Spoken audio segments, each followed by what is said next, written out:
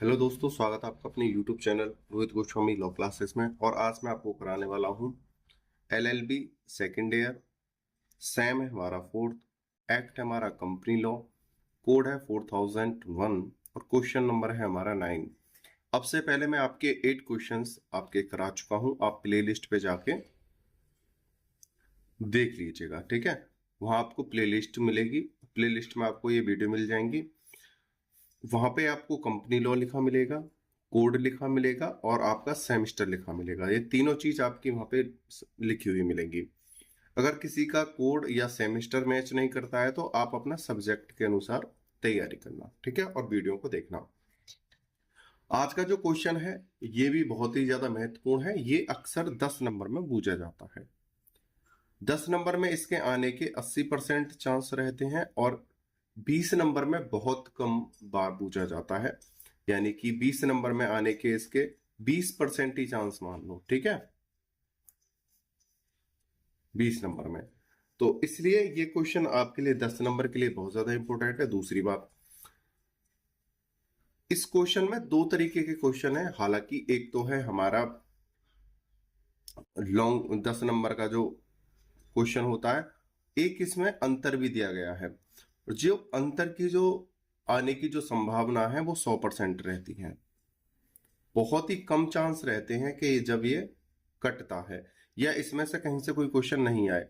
100% में 5 number, 10 number या 20 number कहीं से ना कहीं से आपका क्वेश्चन आना ही आना है, ठीक है। तो समझिए, 10 नंबर में आने के 80% चांस हैं, 20 नंबर में आने के 20% चांस हैं, लेकिन इसमें से क्वेश्चन जरूर आएगा 100%। अगर आपकी किस्मत खराब हो तो ही बिल्कुल गलत हो, नहीं तो 100% ही इसमें से 5 का आए या 10 का आए या 20 का आए, आएगा जरूर या किसी तरीके से पूछे, ठीक है। अब चलते हैं अपने क्वेश्चन की तरफ। क्वेश्चन को देखते हैं। और अगर किसी को हमारे पीडीएफ नोट्स चाहिए तो आपके फोर्थ सेमेस्टर के ऑल पीडीएफ तैयार हो चुके हैं नोट्स। आप उन्हें परचेज कर सकते हो हमारे दिए हुए नंबर पे। इस वाले नंबर पे संपर्क करके व्हाट्सएप मैसेज करके हमसे पीडीएफ नोट्स ले सकते हो, ठीक है। आपसे एक रिक्वेस्ट है कि प्लीज कॉल ना किया करो रात को 2, 2:30, 3 बजे तक कॉल आती हैं। ये कोई तरीका थोड़ी होता है।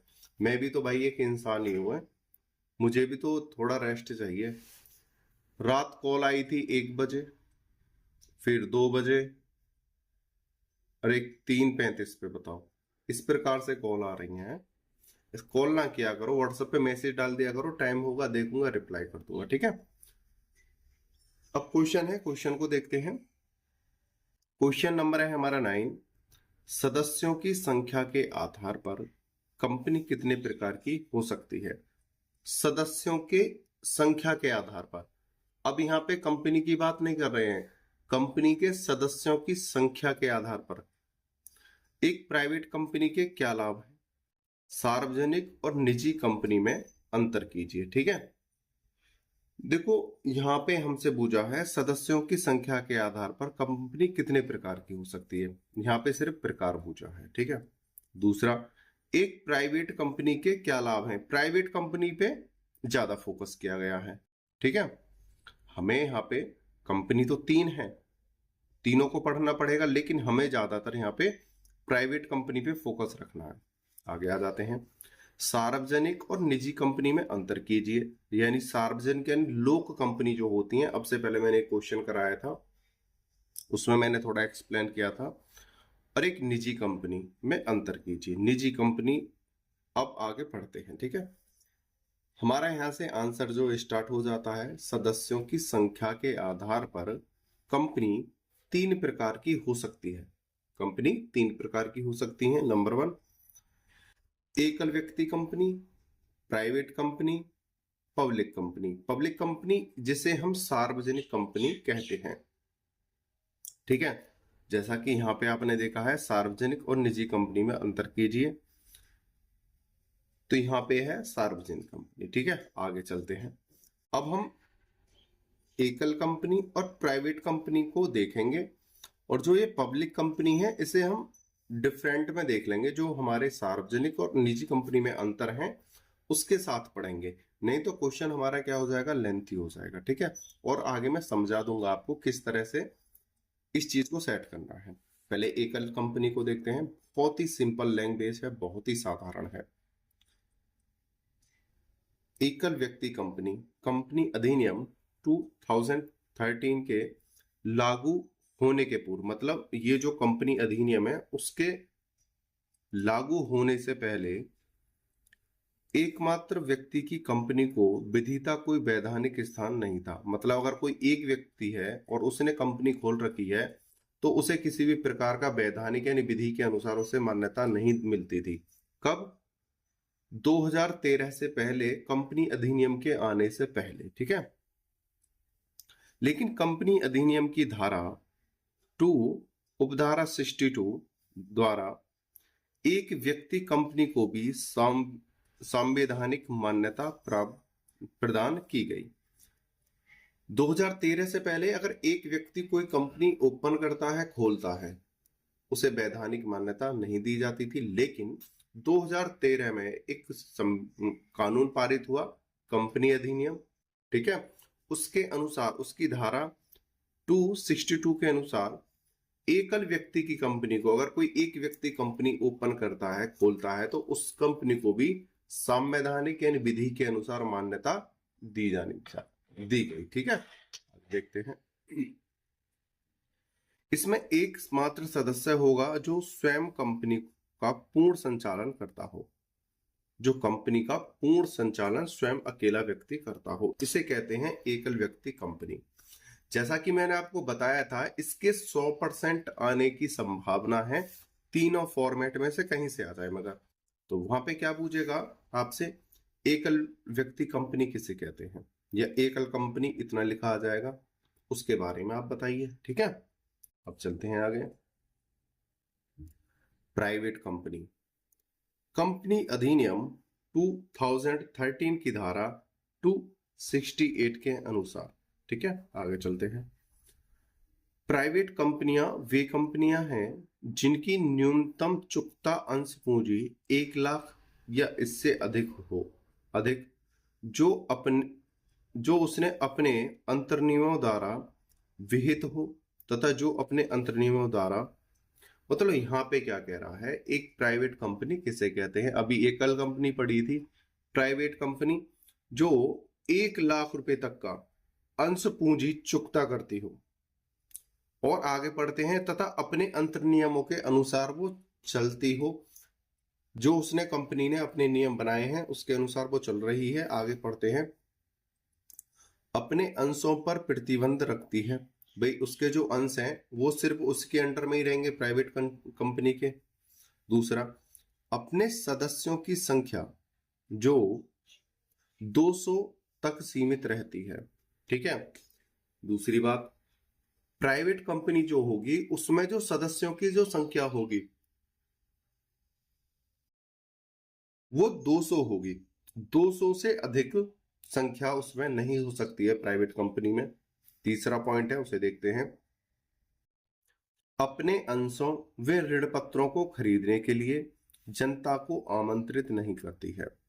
जैसे कि अब हमने एक चीज देखी थी अब से पहले क्वेश्चन में, विवरण पत्रिका, प्रोस्पेक्टस वाला मैंने क्वेश्चन कराया था। उसमें हमने पढ़ा था, जब कोई कंपनी रजिस्ट्रेशन कराती है तो वो लोग यानी जनता को आकर्षित करने के लिए विवरण पत्रिका दिखाती है। ठीक है, किस वाले क्वेश्चन में करा था, क्वेश्चन देख लेना, विवरण पत्रिका में, जिसे हम प्रोस्पेक्टस कहते हैं। ठीक है, इसमें क्या था, कोई भी कंपनी, विवरण पत्रिका प्रोस्पेक्टस एक ही नाम है। ठीक है, कंपनी अपनी कंपनी का सारा ब्यौरा अपनी तरफ खींचने के लिए लोगों को दिखाती है। लेकिन प्राइवेट कंपनी में इस प्रकार अपने अंशों व ऋण पत्रों को खरीदने के लिए जनता को आमंत्रित नहीं करती है, यानी अपनी विवरण पत्रिका जनता को शो नहीं करेगी। ठीक है, आगे चलते हैं। इसमें कुछ और बात दी गई है, इसमें बोला गया है सदस्यों की संख्या कर्मचारियों को छोड़कर गिनी जाएगी। देखो यहाँ पे अभी हमने थोड़ी देर पहले क्या पढ़ा था, सदस्यों की संख्या 200 से अधिक नहीं होगी। ठीक है, यहाँ पे अभी हमने पढ़ा है कि अपने सदस्यों की संख्या 200 से 200 तक सीमित रखती है या इससे अधिक नहीं होगी। लेकिन यहाँ पे क्या कह रहे हैं, सदस्य अलग होते हैं, कर्मचारी अलग होते हैं। ठीक है, जो पूंजी लगाने वाले कर्मचारी होते हैं, सॉरी मैं कर्मचारी बोल रहा हूं, जो पूंजी लगाने वाले सदस्य होते हैं उनकी संख्या गिनी जाएगी कि कंपनी में कितने हिस्सेदार हैं। हिस्सेदारों की संख्या 200 से अधिक नहीं होनी चाहिए। दूसरी बात, उसमें कर्मचारियों को नहीं जोड़ा जाएगा। आगे चलते हैं। सदस्यों की गणना की दृष्टि से यदि दो या अधिक व्यक्तियों ने एक या अधिक अंश संयुक्त रूप से लिए हैं तो गणना एक सदस्य के रूप में होगी। अब दूसरी बात करते हैं, कोई कंपनी का शेयर ऐसा है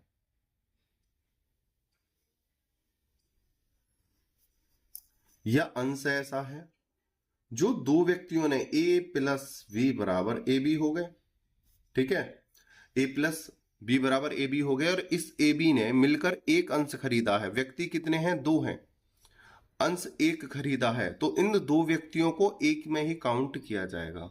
इनकी जो गणना होगी वो 1 होगी। A B A plus B equal A B यानी 1।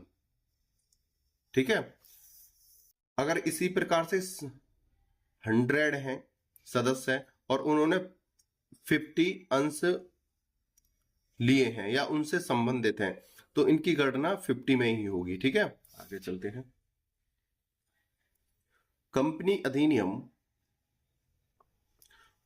2013 की धारा 92 के अनुसार प्राइवेट कंपनी को अपने वार्षिक विवरण के साथ अपने अधिकारियों तथा हस्ताक्षरित एक प्रमाण पत्र रजिस्ट्रार को सौंपना पड़ता है, जिसमें वह स्पष्ट वर्णन किया जाना आवश्यक है कि कंपनी की स्थापना से वार्षिक विवरण की तिथि तक अथवा पिछले वार्षिक विवरण की तिथि से इस वार्षिक विवरण की तिथि तक कंपनी ने अपने अंशों या ऋण पत्रों को खरीदने के लिए जनता को कभी आमंत्रित नहीं किया है। देखो, इसको बहुत ही सिंपल लैंग्वेज में लिखा गया है और आपको समझा देता हूं। ठीक है,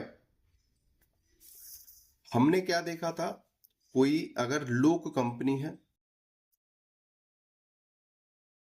तो वो क्या करेगी, विवरण पत्रिका या प्रोस्पेक्टस जारी करती है। ठीक है, रजिस्ट्रेशन के बाद। ठीक है, किस लिए करती है विवरण पत्रिका प्रोस्पेक्टस जारी, कि हमसे जनता आकर मिले, हमसे जुड़े, हमारी कंपनी से संपर्क करे। ठीक है, इसलिए और अपना विश्वास बनाने के लिए ये अपना प्रोस्पेक्टस यानी विवरण पत्रिका देती है लोक कंपनी। लेकिन यहां पे लोक जो प्राइवेट कंपनी है, प्राइवेट कंपनी भी अपनी वार्षिक विवरण पत्रिका देगी।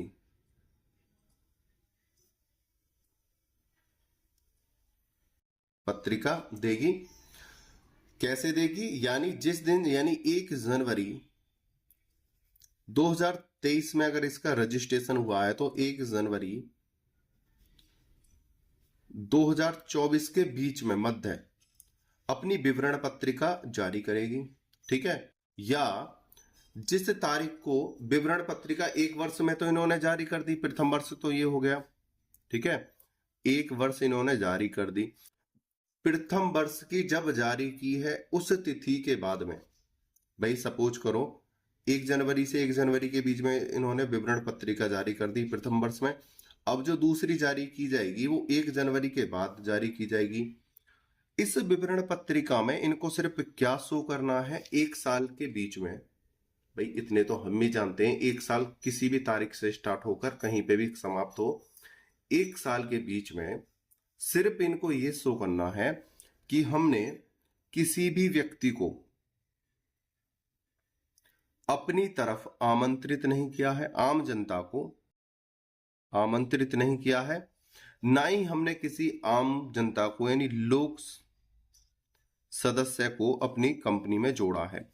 हमारे जितने सदस्य स्वयं के हैं हम उन्हीं के आधार पर कार्य कर रहे हैं। दूसरा, और हमारे सदस्यों की जो संख्या है वो सिर्फ 200 है, प्लस उस विवरण पत्रिका में सभी के हस्ताक्षर होंगे। अगर 200 हैं, 200 से कम है तो उनके हस्ताक्षर होंगे। ठीक है। तीसरा, अगर सरकार अन्य कोई दस्तावेज मांगती है या कोई अन्य डिमांड करती है कंपनी से तो उस विवरण पत्रिका में सौंपी जाएगी। उम्मीद करता हूं ये चीज आपको समझ में आई होगी। आगे चलते हैं। यदि प्राइवेट कंपनी की सदस्य संख्या 200 से अधिक है तो उसे स्पष्ट करना होगा कि इसमें वे सदस्य भी हैं जो नियमानुसार 200 की गणना में नहीं आते हैं। अब एक बात बता देता हूं, अभी हमने क्या पढ़ा है, 200 से अधिक व्यक्ति नहीं होंगे। अगर किसी कारण से 200 प्लस व्यक्ति हैं तो उनको विवरण पत्रिका में यह भी बताना होगा कि कुछ सदस्य ऐसे हैं जिन्होंने A+V=AB के रूप में 1 अंश परचेज किया है या 1 अंश के रूप में जुड़े हैं। ठीक है, ये भी वहां पे शो करना होगा। भाई सदस्य तो लगेंगे 2, लेकिन वहां पे कितना अंश है, 1 अंश में ही है, वो दोनों ज्वाइंट रूप से हैं, तो ये भी शो करना होगा। ठीक है। तीसरी बात, अगर आगे चलते हैं, यदि नियमों को भंग किए जाने पर प्राइवेट कंपनी के रूप में उपलब्ध उनकी सुविधाओं तथा अधिकारों को समाप्त कर दिया जाएगा। अगर कंपनी, प्राइवेट कंपनी अपने नियमों का उल्लंघन करती है, जो उसे शक्तियां दी गई हैं उन शक्तियों का गलत इस्तेमाल करती है या उन शक्तियों से आगे जाकर कोई कार्य करती है, तो प्राइवेट कंपनी का जो सुविधा और जो अधिकार हैं उनको समाप्त कर दिया जाएगा, यानी कंपनी का समापन कर दिया जाएगा, कंपनी को समाप्त कर दिया जाएगा। ठीक है, आगे चलते हैं। यदि न्यायालय इस बात से संतुष्ट हो जाता है कि उल्लंघन बिना किसी लाभ अर्जित करने से केवल धर्मास्त्र उद्देश्य हुआ है, तो वह उस प्राइवेट कंपनी को मुक्ति प्रदान करके कंपनी अधिनियम 2013 की धारा 8 के अंतर्गत धर्मास्त्र कंपनी के रूप में मान्यता देगी। अब यहाँ पे एक थोड़ा सा रिलीफ दिया गया है, प्राइवेट कंपनी को थोड़ी सी छूट दी गई है। कोर्ट क्या कहता है, न्यायालय क्या कहता है, जो आपने विवरण पत्रिका में नियम मांगे थे, सुविधाएं जो मांगी थी, वो उसने उसका सारा ब्यौरा आपको दे दिया। अगर किसी कारण से सदस्यों की संख्या, कर्मचारियों की संख्या, ठीक है, या कंपनी के अंतर नियमों में किसी प्रकार का उल्लंघन होता है और वह उल्लंघन धर्मार्थ रूप में हुआ है, ठीक है, दया के रूप में हुआ है, धर्मार्थ के रूप में हुआ है, तो उसे दोषी नहीं ठहराया जाएगा प्राइवेट कंपनी को। ठीक है, अगर नेक नियत से किया है, किसी की हेल्प करने के उद्देश्य से किया है और वहां पर कोई लाभ अर्जित नहीं था, मतलब लाभ के लालच में नहीं, धर्मार्थ के रूप में, तो धर्मार्थ और दया और अन्य किसी सहायता के लिए अगर सदस्यों की संख्या बढ़ गई है या अंतर नियमों में कोई गलती हुई है तो उसे दोषी नहीं ठहराया जाएगा, बशर्ते कि उसने लाभ ना लिया हो, कंपनी ने दया के रूप में, धर्मार्थ के रूप में या अंतर नियमों में उल्लंघन हुआ हो उस समय इनके कारण से, लेकिन लाभ अर्जित ना किया हो, तब उसे माफ किया जाएगा। ठीक है, ये किसके द्वारा किया जाएगा, कंपनी अधिनियम 2013 की धारा 8 के अनुसार माफ किया जाएगा। ठीक है, आगे चलते हैं। प्राइवेट कंपनी द्वारा अपने अंतर नियमों में बदलाव के समय कुछ अवहेलना यानी गलती हुई है तो ऐसे बदलाव की सूचना विवरण पत्रिका में 30 दिन के अंदर लिखकर रजिस्ट्रार को देनी होगी, और यदि विवरण पत्रिका में असत्य कथन है तो अर्थदंड यानी पहले इसे समझ लेते हैं। जब हम विवरण पत्रिका जारी करेंगे, ठीक है, विवरण पत्रिका जारी करेंगे, उसमें जो हमसे मांगा गया है हमने वहां पे दे दिया है, ठीक है। दूसरा, अगर हमने अपनी कंपनी में या सदस्यों को लेकर कुछ अंतर्नियम में बदलाव किया है, तो उस बदलाव के बारे में विवरण पत्रिका में लिख कर देना होगा कि इस वर्ष हमने अपनी अंतर्नियमों में, कंपनी के अंतर्नियमों में कुछ बदलाव किया है और जो बदलाव किए हैं वो इस प्रकार हैं, विवरण पत्रिका में लिखना होगा, ठीक है। अगर कोई व्यक्ति अपने अंतर्नियमों में, कंपनी के अंतर्नियमों में बदलाव करता है और इसका विवरण प्रोस्पेक्टस यानी विवरण पत्रिका में नहीं देता है, तो उसे दंडित किया जाएगा। और दंड किस प्रकार का होगा? यदि विवरण पत्रिका में असत्य कथन है या फिर उसने जो झूठ कहा है, क्या झूठ है, जो उसने विवरण पत्रिका बनाई है झूठ है या उसने कुछ छुपाया है, तो उसे अर्थदंड यानी पैसे से भी दंडित किया जाएगा, प्लस 6 माह की जेल होगी, जो बढ़कर 10 वर्ष हो सकेगी। यानी कि अगर विवरण पत्रिका में झूठ कथन करता है या किसी सत्य कथन को छुपाता है, मिथ्या कथन लिखकर भेजता है, तो उसे अर्थदंड यानी पैसे से और 6 माह की जेल दोनों होगी, जो जेल बढ़कर 10 वर्ष तक की हो सकती है और अर्थदंड भी बढ़ सकता है, या इन दोनों से ही, अर्थदंड से भी और जेल से, दोनों से भी दंडित किया जाएगा, ठीक है। आगे चलते हैं। अब यहां से क्वेश्चन कैसे बनता है, प्राइवेट कंपनी के उल्लंघन पर क्या दंड होगा, या प्राइवेट कंपनी के बारे में बताइए। यहां से आपके बीच बीच में 5-5 नंबर के क्वेश्चन बन सकते हैं। दूसरी बात, अक्सर आपके जो क्वेश्चन बनते हैं वो आंसर में से ही बनते हैं, आंसर से ही क्वेश्चनों को पुट करके बना दिया जाता है, और हम सोचते हैं कि हमने तो सिर्फ 10-12 वीडियो ही देखी हैं, वहां पे तो इस प्रकार का कोई टाइटल था ही नहीं, तो हमारे एग्जामिनर कहीं से भी क्वेश्चन इनमें से, बीच में से भी कर सकता है, ठीक है। आगे चलते हैं। कंपनी अधिनियम 2013 की धारा 27 के द्वारा समापन यानी समापन भी किया जा सकता है। मतलब किसी भी कंपनी का अगर विवरण पत्रिका में, किसी भी कंपनी नहीं, प्राइवेट कंपनी का विवरण पत्रिका में गलत कथन है, तो कंपनी अधिनियम की धारा 27 के द्वारा उसे समाप्त किया जा सकता है, ठीक है। उसे बंद कर देंगी कि आप झूठ कथन करते हो, आप बातों को छुपाते हो, ठीक है। आगे चलते हैं। इसमें एक केस है पंचारण धर और अन्य बनाम ममंथ नाथ मैत्री 2006 का ये केस है, ठीक है।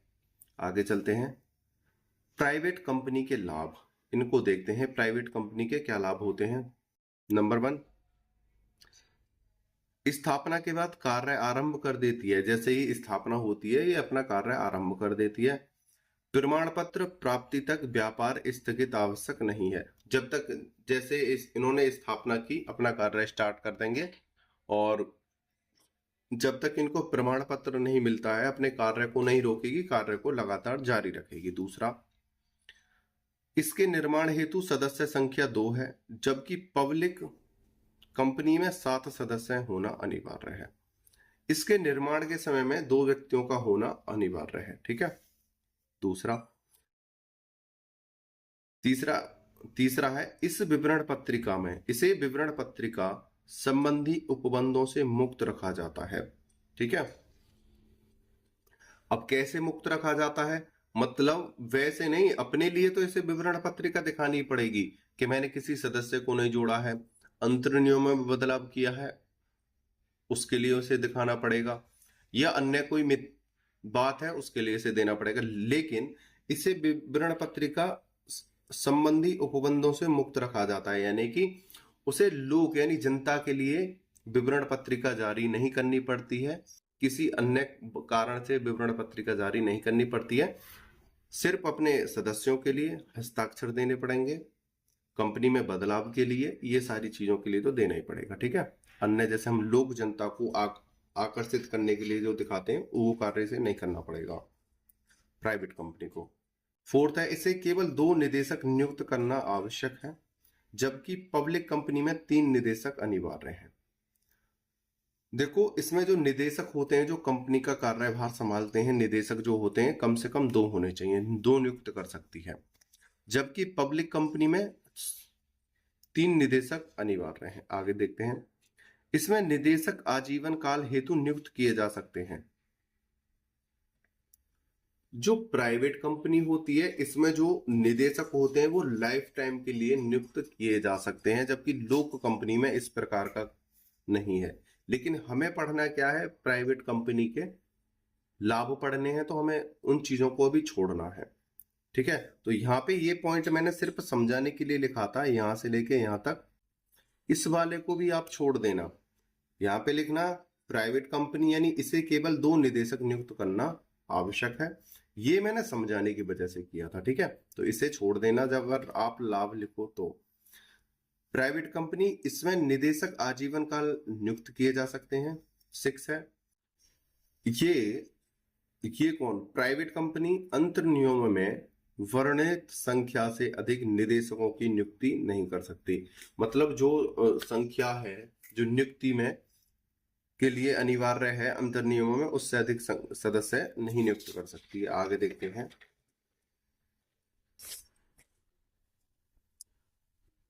सार्वजनिक तथा निजी कंपनी में निम्नलिखित अंतर है। देखो अभी मैंने जब क्वेश्चन स्टार्ट किया था वहां पे आपको 3 प्रकार की कंपनियां थी, एकल कंपनी, प्राइवेट कंपनी और सार्वजनिक कंपनी यानी लोक कंपनी, पब्लिक कंपनी।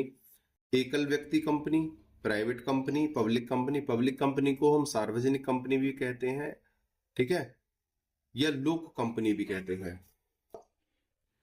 अब देखते हैं सार्वजनिक तथा निजी कंपनी में निम्नलिखित अंतर है।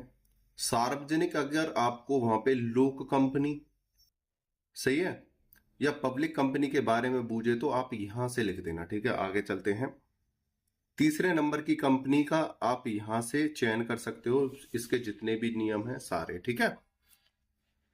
अब देखते हैं सार्वजनिक कंपनी तथा निजी कंपनी में अंतर। अब पहले देखते हैं सदस्यों की संख्या के आधार पर। जो सार्वजनिक कंपनी है इसमें कम से कम, मतलब जो सबसे कम संख्या है वो 7, अधिकतम सदस्यों की सीमा नहीं है। इसमें जो सदस्य होंगे उसमें कम से कम 7 और अधिकतम की कोई सीमा ही नहीं है। इसमें निजी कंपनी में इसमें कम से कम दो अधिकतम 200 सदस्य हो सकते हैं। इसमें कम से कम सदस्य की बात कर रहे हैं, निदेशक की बात नहीं कर रहे हैं। सदस्य कम से कम 2, अधिकतम 200 हो सकते हैं, 200 से ज्यादा नहीं होंगे, ठीक है। आगे चलते हैं, पूंजी कम से कम 5 लाख पूंजी या इससे अधिक जो निर्धारित की जाए। भाई कम से कम 5 लाख हो और या इससे भी अधिक जो निर्धारित की जा सकती है। इसमें निजी कंपनी में पूंजी कितनी होगी, कम से कम 1 लाख, चुकता पूंजी या इससे अधिक जो निर्धारित हो कम से कम 1 लाख, और इसकी कम से कम कितनी है, सार्वजनिक की 5, इसकी 1 लाख है, और जो अधिकतम हो सकती है यानी जो निर्धारित की जाने वाली है वो कुछ भी हो सकती है। आगे चलते हैं, निदेशक संख्या, बात करते हैं निदेशकों की। देखो सदस्य अलग होते हैं और निदेशक अलग होते हैं, जैसा कि मैंने भी आपको बताया है। सदस्यों की संख्या इसमें कम से कम 7 और अधिकतम की कोई सीमा ही नहीं है, और इसमें कम से कम 2 तो होने ही चाहिए निजी कंपनी में, और अधिकतम 200 से ज्यादा नहीं बढ़ सकते हैं। निदेशक संख्या धारा 149 द्वारा 3 नियुक्त हो सकते हैं ओनली, किसमें, सार्वजनिक में। लोक कंपनी में 3 निदेशक हो सकते हैं, और इसी धारा के अनुसार, धारा 149 के अनुसार निजी कंपनी में, प्राइवेट कंपनी में 2 निदेशक हो सकते हैं। आगे फोर्थ है, जनता को अंश लेने के लिए आमंत्रण, जनता को अंश लेने के लिए आमंत्रित कर सकती है कौन सी, लोक कंपनी सार्वजनिक कंपनी जनता को विवरण पत्रिका दिखाकर आमंत्रित कर सकती है, जबकि निजी कंपनी यानी प्राइवेट कंपनी इसमें जनता को अंश लेने के लिए आमंत्रित नहीं कर सकती। प्राइवेट कंपनी आमंत्रित नहीं कर सकती विवरण पत्रिका दिखाकर, सिर्फ विवरण पत्रिका सरकार को दिखाएगी अपने नियमों को चलाने के लिए, अपनी कंपनी को चलाने के लिए, या जो डिमांड की गई है।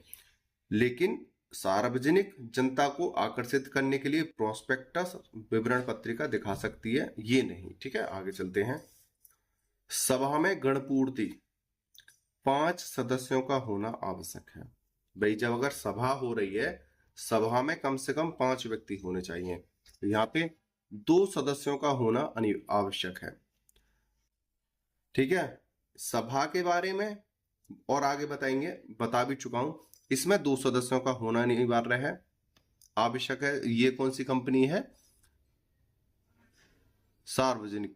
निजी कंपनी। ठीक है, सार्वजनिक में 5 सदस्यों का होना अनिवार्य है। 6 नंबर का पॉइंट है अंशों की हस्तांतरण योग्यता। अंश स्वतंत्रता से हस्तांतरणीय है, मतलब एक व्यक्ति अपने अंशों को किसी दूसरे व्यक्ति को देना चाहता है या बेचना चाहता है या किसी के लेना चाहता है तो वो अंतरण आराम से हो जाएंगे, कोई दिक्कत नहीं है सार्वजनिक कंपनी में। लेकिन निजी कंपनी में अंशों के हस्तांतरण पर प्रतिबंध है। प्राइवेट कंपनी में एक दूसरे के अंशों को कोई नहीं ले सकता है, नहीं बेच सकता है। ठीक है, अब दूसरा 7, प्रोस्पेक्टस का जारी करना। प्रोस्पेक्टस जारी कर सकती है, यानी प्रोस्पेक्टस जारी कर सकती है किसके लिए? आम जनता को लुभाने के लिए।